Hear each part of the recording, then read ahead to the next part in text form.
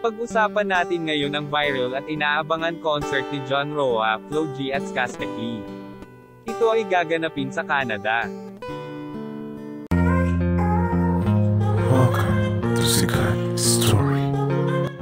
Ngayon ng November at December ay magkakaroon sila ng concert sina Flo G, J. Roa at Skastek Lee sa ibang bansa. Ito ay sa Canada gaganapin. Ang tatlong ito ay malupit at kilala sa kanilang mga nagawang kanta.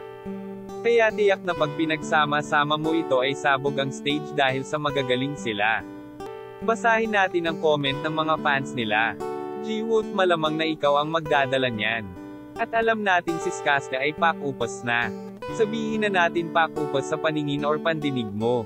Pero hindi mo alam para sa amin magaganda ang mga nako-compose ni Skastek Lee.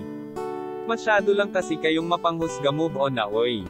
Nakita nyo yung Filipino hip-hop industry natin na mas malupit pa din ang Pinas. Ingat idol. Okay na sana kayong dalawa lang. Ba't pa kasi kasama yang si Boy Hayop Lee yung hinahatak pababa umaangat tuloy? Ayan na, ibang bansa na. Pagdating talaga sa hip-hop song ay hindi sila nawawala sa top trending sa YouTube. Iba ang kanilang pangalan at talagang inaabangan. Pero nakakalungkot lang kasi hindi na nila nakakasama yung tumulong sa kanila na si Hancho. Comment kayo kung anong reaksyon nyo dito sa concert nila Flo G, J. Roa at Skastek Lee. Yan lang ang ating mainit na chika.